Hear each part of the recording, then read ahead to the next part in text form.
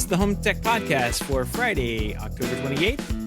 From Sarasota, Florida, I'm Seth Johnson. From Powell, Ohio, I'm TJ Huddleston. And from Pickering, Ontario, I'm Wyze Cam. And welcome to the HomeTech Podcast, a podcast all about all aspects of home automation, home technology, and of course, Matter. Today's big Matter Day, right? I think we all have updates on our phones to do tonight, and maybe to go along with your new Apple TV, I guess. You're going to have an Apple TV to get the new Matter. Is that right? I think you have to have the new one with the wire in it. Had the thread radios in it. And it's going to get the Matter upgrades and all that fancy stuff. So I won't get my new Apple TV till next week, I think it is. So I'm still waiting on that. But I updated my phone this week. We got 16.1. And that says, it has Matter support and everything added to it. I'm so excited because everything's the same. Your life is about to change. I still don't have a Matter device. And you probably won't for a while. But I'm ready for when one comes. Yeah. It is kind of nice everybody's updating before the devices start coming out, right? Because it would be awful if we had a bunch of Matter devices and nobody supported them yet. So everybody's all updated and there's no devices. They just don't have any devices. They never release. It's I got Matter, but I don't have anything to control. I feel so lonely right now. Maybe it will matter by the end of the year, I guess. This is kind of like the longest rollout of any exciting product ever. We're getting to the shopping season, so I'm hoping we see a bunch of new devices. What it really changes in the long run, we'll wait to see, but I'm sure we'll start seeing Matter devices here in the next couple of weeks as Black Friday sales and everything else start getting hyped up. That's true. End of the year shopping season hasn't quite begun yet. I guess starting next week, probably after Halloween, everything. Although I went into Walgreens yesterday and there's an entire row of Christmas decorations up. So. Oh yeah, they're out everywhere, and it's funny. I went to Target to buy a Halloween costume, and they already have the Halloween stuff clearanced off in the very back of the store. It looks very empty, but they have the Christmas stuff already on prominent display. So not even over with Halloween yet. We already have everything out. I'm gonna dress up as Santa Claus for Halloween. 2 birds, 1 stone. It's the nightmare before Christmas. All right, guys. What do you say we jump into some of these HomeTech headlines? Let's do it. All right. Smart home company Wyze has released its latest generation of popular budget home security cameras, the $50 Wyze Cam version 3 Pro. It adds 2K resolution and on-device AI for picking up processing events that have people in them, pretty much, I guess. Wyze also says the Pro camera has a faster CPU, improved speaker and microphone, and a better Wi-Fi connection with 2 antennas compared to the $30 Wyze Cam V3, although it only works on 2.4 gigahertz networks, which not the end of the world. Another new feature is Smart Focus. It's part of the new app interface for Wyze's cameras. Smart Focus adds a smaller view of the live stream, and while the main view kind of focuses on the person that's detected and walking through the room. Kind of gives you a little bit more context and information about what's going on. The Wyze Cam V3 Pro is wired outdoor camera rated IP65, powered by USB cable with a 2 amp 5-volt power supply, and you'll need a $14 outdoor adapter if you plug it in to an outdoor outlet. Wyze also says it delivers a 20 frames per second video in daylight and 15 frames per second at night. It's not terrible. The camera also uses Wyze's 4 megapixel starlight sensor for full color night vision, and it has the onboard spotlight and siren built in there. So that's kind of cool.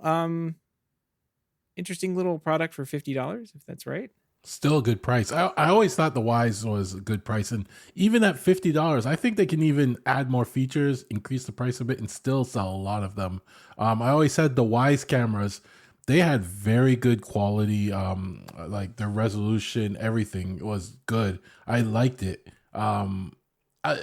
They seem to address a number of things that people are actually asking for. So it seems like they are listening to people. And I wonder if they'll still work with the Roku, all the Roku news. That's what I was wondering too. Because if they can work with the new Roku TVs and everything, that would give a lot more people a lot more options.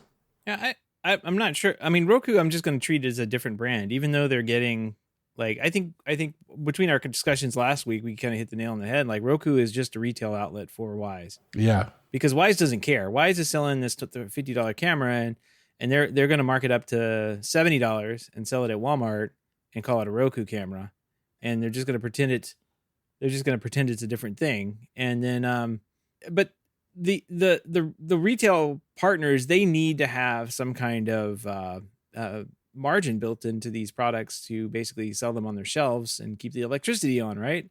Wyze doesn't have that problem. They can just sell it online and just work on shipping, and just and they can charge for shipping. So they really, all they're paying for is a warehouse to get and their labor and to bring the product in from wherever and development and all that good stuff. So if they can do it for $50 or $25 or whatever they want to charge for their cameras, that's fine. But if a retail partner wants to sell it, they're going to have a little bit of money built in. And if Wyze hasn't already built that into the product because they're going for the extremely low price point, Walmart's going to be like, well, we're not. That's why you don't see Wyze cameras at Walmart, right? You would have already seen them there if they could afforded to sell them there. So that's why you're going to see Roku there with the name. So I don't think right now. I guess you kind of brought this up. Like, can you get your Wyze camera on your Roku TV? I don't know. I don't think you can. I don't think you can, but I think I was seeing some rumors that you might be able to. So that's why I'm keeping an eye on that still. Like, especially with the new updates and the announcements from last week. So we'll see where that goes. Well, and some of the other Wyze products, you can flash, different firmware. So there might be a possibility in the future that even Wyze themselves releases the firmware and says, hey, you can bring your Wyze cameras over to Roku, but you may not be able to bring your Roku cameras over to Wyze. That might be something that's actually locked down initially. So that way Roku kind of keeps that contact with them at all times. So and just like you said, Seth, you have to build the profit in there for the stores in order for them to sell it. And I think that's maybe where Wyze didn't really, I don't know, maybe they didn't plan out enough, because you're not seeing them at a lot of stores. They're at my local Micro Center, electronics store. And I think they're like $5 or $10 more expensive than what you would buy online. So they're going to get their money one way or the other. They're $10 more at Home Depot than they are online. Like you can buy the Wyze cameras there, but they're at least $10 more for the same product. And same product. Yeah.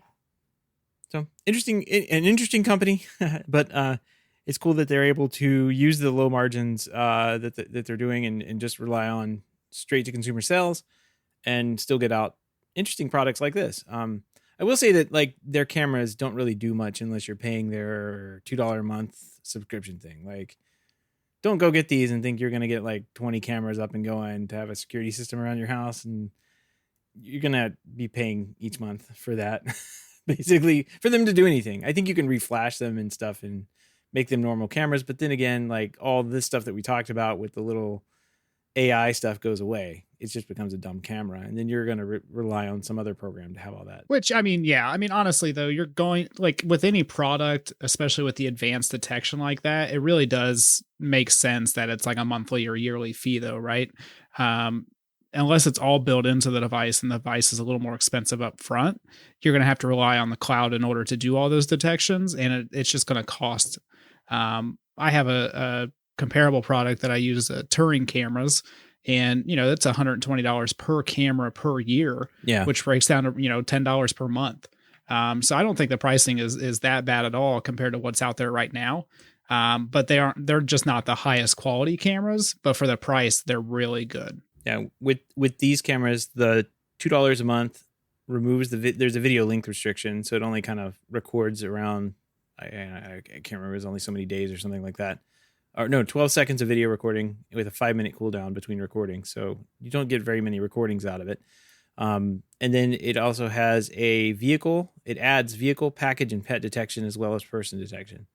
So it's kind of nice. If you needed like a quick $30, $50 security camera to go up and you wanted to pay $2 a month, which is fine. It's not the end of the world. I think it actually does add quite a bit of value to the product. When I was traveling, I grabbed that little PTZ camera that they had, and it worked well because you could insert an SD card in and just record straight to that. So that was kind of, but I wasn't looking to look in and see anything, wasn't interested in alerts or anything like that. I didn't need remote access. I just basically when I had it up and going. So if somebody did come in, I could review at the end of the day and check. But I think I was able to kind of check on it during the day somehow. And honestly, that's the best feature, in my opinion, about the Wyze cameras is that you can add your own SD card and record 24/7. And I believe you're still subject to that cooldown period. But you get 24/7 recording, so you can go back and look at it, and you can flash it with RTSP firmware. So that way you can use it with like a traditional camera system. When you do that, obviously you lose pretty much all of the features of the camera. It basically just becomes a camera at that point. But there's some flexibility in there, and it's something you're not used to seeing with budget cameras like this. They're usually completely locked down. You have to use their cloud. You have to do this or that, and they're kind of a little loose with these cameras. So I like them for that reason alone. You're not out of pocket. You don't cry too much. Yeah, and I don't like. I think there's a lot of question if Wyze makes money or how much money they make, but I don't see Wyze going away itself anytime soon. If anything, I think they would be acquired by somebody else and the service would probably keep going. So I think they're big enough at this point to not really worry about that. Knock on wood.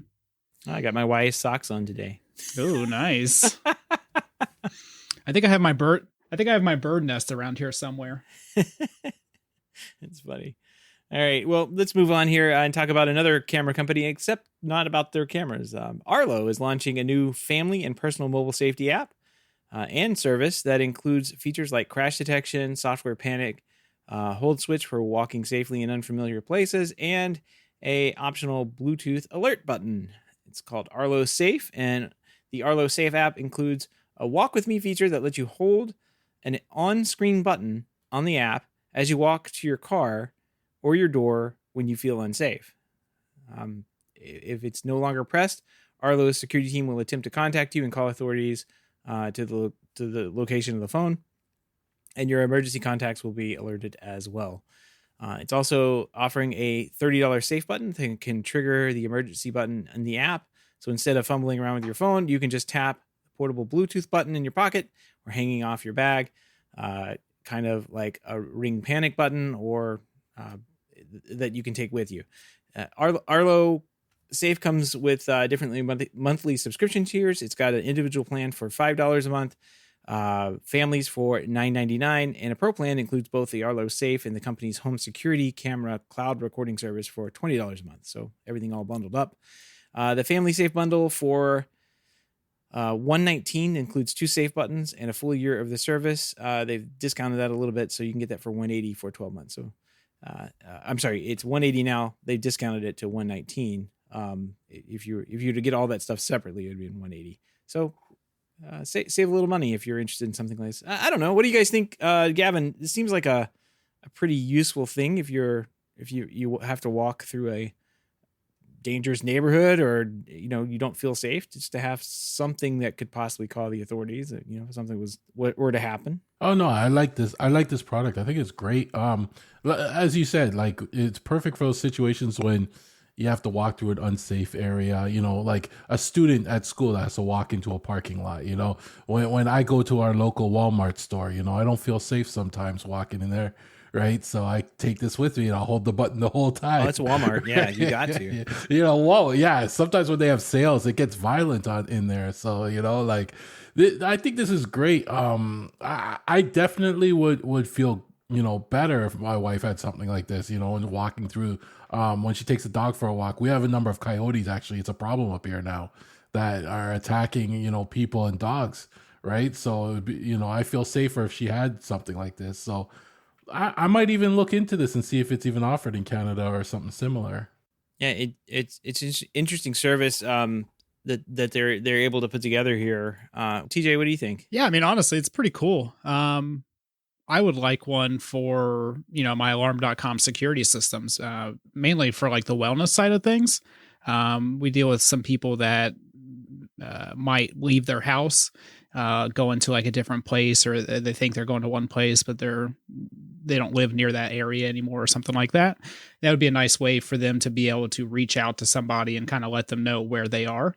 I've been told that somebody on the alarm.com side is working on something like that. So it seems like we might see a couple more of these devices, and I think it's a wonderful idea. Yep. Well, thanks for the nice, smooth transition here, because if you wanted a device like that, maybe Alarm.com is working on it, because they acquired Noonlight, which offers an extremely similar service. If you're familiar with what Noonlight does. So yeah, Alarm.com this last week acquired Noonlight, which has been trying to disrupt the conventional central monitoring stations market for a number of years now. They were founded back in 2013 to, quote, deliver advanced technology that protects and comforts people so they can live freely. If you don't know about Noonlight and what they do, it's best to think of them as like an API for programmers into the 911 system. So I'm not sure who all of I think Wyze actually uses Noonlight. They've confirmed that. But what they do is they will tie in the API, and you can send a message with your location, your contact phone number, and then kind of like a small message. Maybe it's a pre-programmed message of what's going on. So, a panic, help, I'm in trouble, or this is a pre-programmed message from Noonlight. It goes straight to the alarm, the 911 call center, and gets routed out to dispatch from there. I believe there is a way that they can contact you too, or they try to contact you. Again, all programmatically. There's no humans behind this, but it's interesting that Alarm.com has acquired them, because there's actually two different businesses built into Noonlight. One is a direct to consumer model where I think it's like maybe for about the same price as the Arlo stuff, about $2 a month. They do something extremely similar with how that works, and then you can also sell like directly to like business to business. So if a developer wanted to make an alarm central monitoring station that hooked directly into Noonlight, they could do that, and sending those API calls out, and I think it was like 25 cents to call 911 or something like that, basically to have a dispatch service available. If Alarm.com integrates that into their alarm systems and has, a way to bypass the central monitoring station, that could be pretty disruptive. It'll be interesting to see where they go.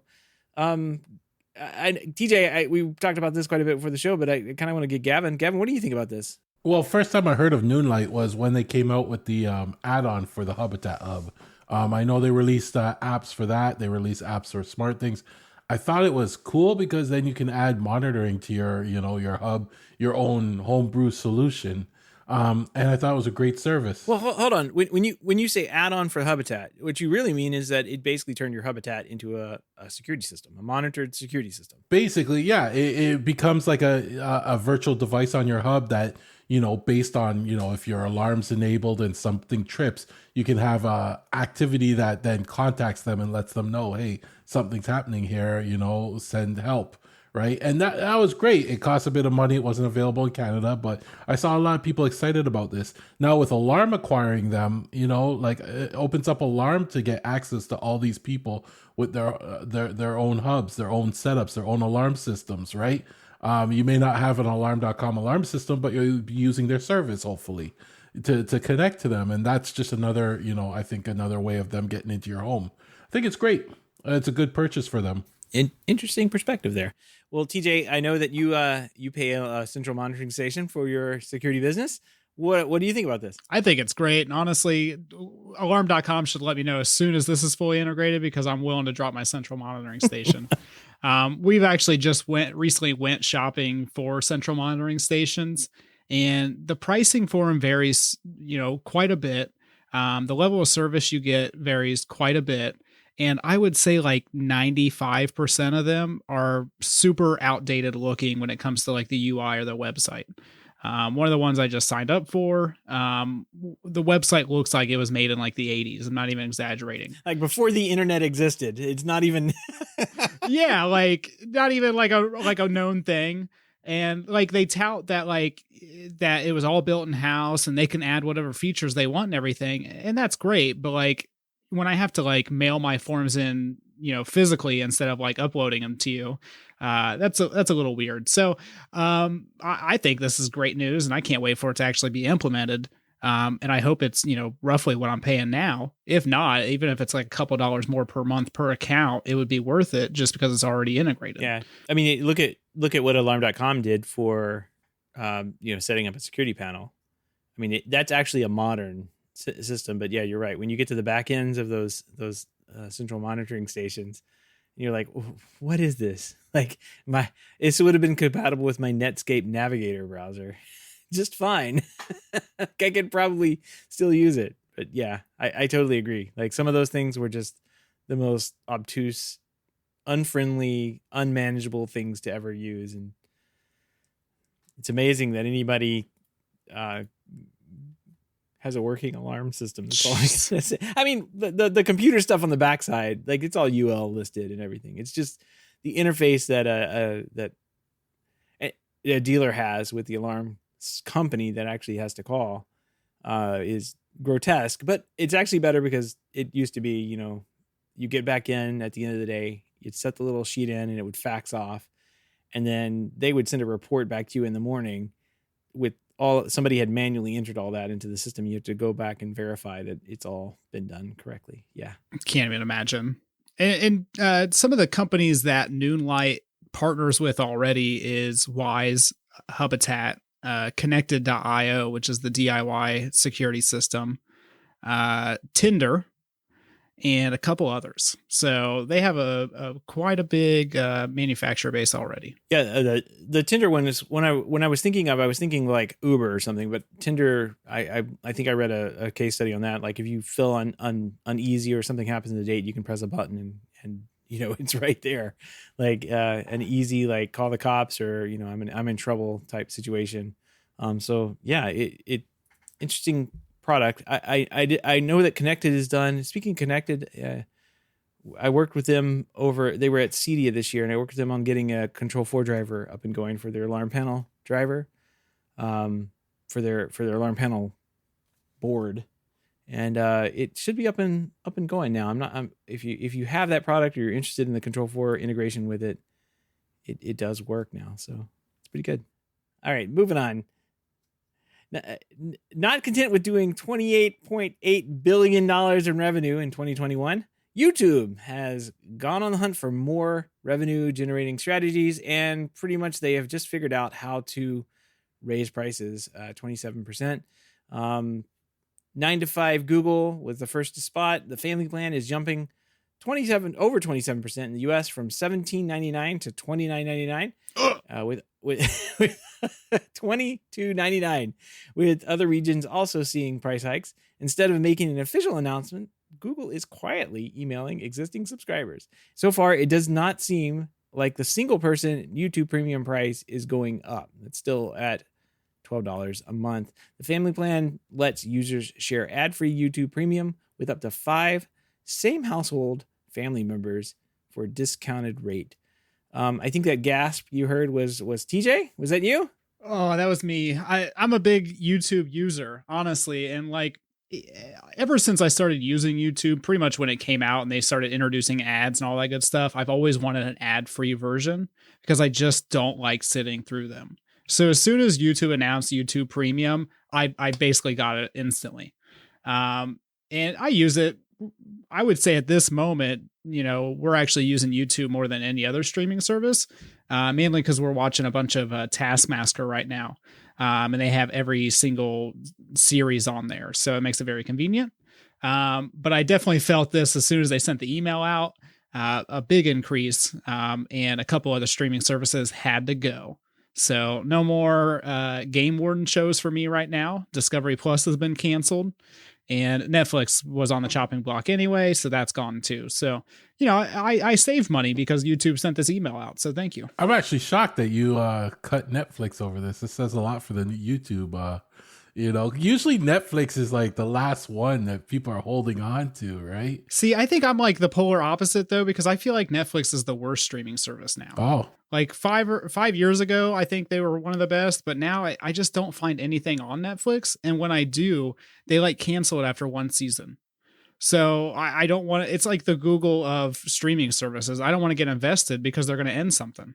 And I find all the other streaming services have like one show, maybe two shows that I like on them. Netflix kind of is somewhat of a dumping ground of everything. So that's why I usually like to just stick with that. But the one gripe about this YouTube is it's such a big increase, and it's like it's $5 increase. That's pretty big. Like we're used to like $1 here, $1 there, but they just jumped to 5. And I hope that doesn't set like a precedence for the other streaming services and say, hey, we could just increase by $5 at some time, and it becomes the norm. But all the prices are going up slowly. We're gonna have to start, doing what you did, TJ, and determine what we really want to keep and what we're gonna get rid of just to try and save money. Yeah, I think at this point I'm down to YouTube Premium and HBO Max and Amazon Prime, but I don't really count that. So just 2 streaming services now.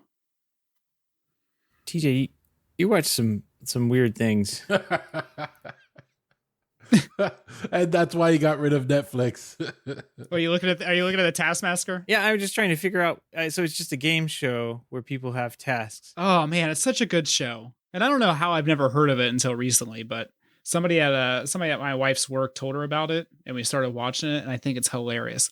And they have different spin-offs. They have one in New Zealand and a couple other places. It's a comedic game show in which a group of 5 contestants, mainly comedians, but sometimes including other well-known television personalities, compete against each other by completing tasks assigned to them. Well, I mean, it sounds boring when you read it like that, but when you watch it, it's funny. Don't knock it till you try it. All right, I'll have to try it out. I'll start on season 1. Okay. There's like 6 or 8 episodes per season, I think. Nothing crazy. It's a good show. If you like the silly comedy of like Bob's Burgers and a couple other, comedy shows like that, I don't see why you wouldn't like this. And each episode is very different. So the tasks they're doing are different. And okay, I'll have to give it one look. Do they just like clean the house? Is that like a task, or I just don't understand what encompasses a task? No, it's like just you just gotta watch it, Seth. I mean, I'm not gonna be able to describe it. I don't want to give it away either. I'll give it a shot. I'll see what it's like. I do like Bob's Burgers. That's an excellent TV show. Everyone should watch that and sing along to all the songs. Nothing alike, but it's stupid comedy. So there's no singing. I don't think so. Not yet. Oh, all right. I'll give it a go. All the links and topics we discussed tonight, including a Taskmaster, can be found on our show notes over at HomeTech.fm/409. All right. Well, nothing in the mailbag this week, but we do have a fun pick of the week that is for commercials specifically.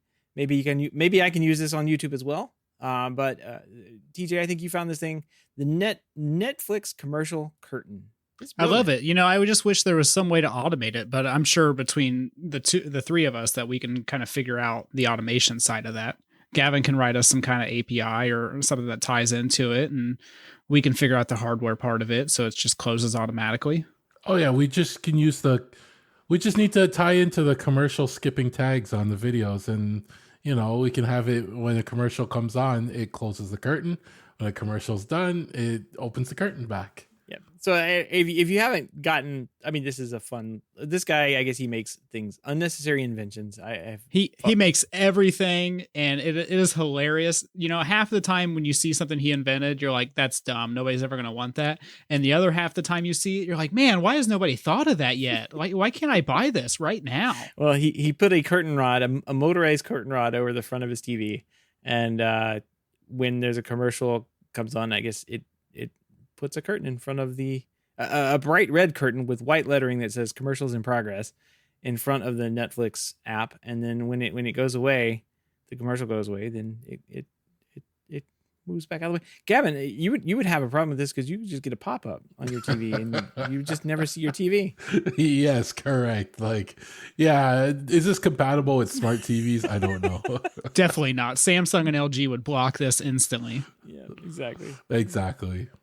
All right. Well, if you have any ideas, picks of the weeks, or topics for the show, give us a shout. Our email address is feedback at HomeTech.fm, or you can visit HomeTech.fm/feedback and fill out that online form. All right, I had a wedding this weekend, so I got nothing done. Anybody else do anything around the house?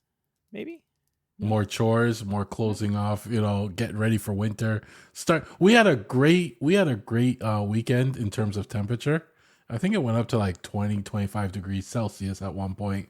But it's now going to cool off again. So all the leaves are falling, parts of Canada got like 2 feet of snow. I hate this part of the year. It seems like just yesterday you were unclogging the pool and like getting, throwing shock in it and that kind of thing, like getting it all ready for summer. Didn't you go swimming like a week ago? Oh, no, I fell in, but that's a whole different thing, right? I didn't go swimming. But the pool's all closed up. We put the cover on. Yeah, blowing the leaves onto the neighbors' lawns, those type of things, It's real sad. So sad. It is. It is a depressing. The worst part about it is it gets dark at like 6:30 now. It's like so sad. Yeah, that's the worst part about winter. As you come out of the office after a long day, or you come out of the house after a long day, and it's just like, oh well, there's no more daylight left. That sucks. It's a little dreary. Yeah. And when you work hard, you like go into the office, and this it's dark when you go into the office. It's dark when you come out to the office. You don't even believe that the sun exists during the winter. I'm still having 12-hour days here, so like that's all right. You can keep that in the heat. So in the heat, yeah, heat. Yeah. It is warm here. It's getting into the 80s all week, but I don't know. It is if it's lower humidity here, then it's nice. These are nice temperatures, but otherwise it's hot. So yeah, what are you gonna do? Eventually, I will get out. Like I came home today and I was like, wow, it's kind of cool and there's a breeze. Maybe I should get out there and start working on getting this lawnmower thing installed. So I'll have a lawnmower for the winter, that we have, which just means it doesn't rain as much and the grass doesn't grow. So it would be nice to see how it can work for that. And then like how the grass just like grows over it as it's trying to mow the lawn in the summer. It will just get consumed. But I haven't done that yet. So one day. Just pay somebody to do it. It'll get done in a day and you'll be done. Like sometimes, like you'll spend 3 weeks, never get it done. Or you could just pay someone to bury the line for you. Seth is really good at completing projects. I mean, he got that oven hood done super quick. Yeah, that's still right there, actually. So still waiting on. I kind of like had too many options in front of me. It's not as easy as like burying a wire. I had all these options, and I was like, well, I could do this, I could do this, I could do, and I just never did any of them. So, but I do want to have those lights kick on and off. The Shelly RGB driver I found can control similar lights, like the little LED lights that you would get for maybe a landscape system. And you can put it into white light mode and get 4 channels of control out of it. So that might be a pretty good solution for that. One day. There's too many options. That's the problem. The downside of it all. Too many things to do. I'm so undecided. Like there's so many cool things I could do. All right. Well, if we want to give a big thank you to everyone who supports the show, but especially those who are able to financially support the show through our Patreon page. If you don't know about the Patreon page, head on over to HomeTech.fm/support to learn how you can support HomeTech for as little as $1 a month. And any pledge over $5 a month gets you a big shout out on the show, but every pledge gets you an invite to our private Slack chat, The Hub, where you and other supporters of the show can gather every day for all sorts of rumors, Snap AV rumors. Like, I guess they bought a company last year, maybe, who knows? And then this year they're like, yeah, we did buy that company, but it was just confusion for a while. I think I'm still confused about what happened. I don't even know. But congratulations to Parasol, I guess. Well, I mean, they finalized it this year, right? I mean, they made a large investment last year. Now they just said, hey, we're actually acquiring them this year. Investment, that was just the money. That was it. That's all. Yeah, you're now. We just wanted to make sure it was good. So I just had to wait for a year for the check to clear. Exactly. That's what it is. Just make sure.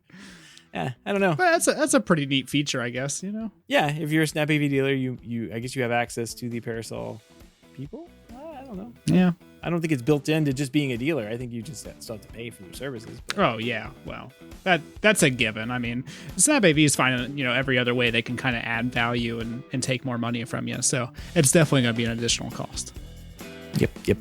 Speaking of no cost frills, if you want to help with the show but can't support financially, we totally understand.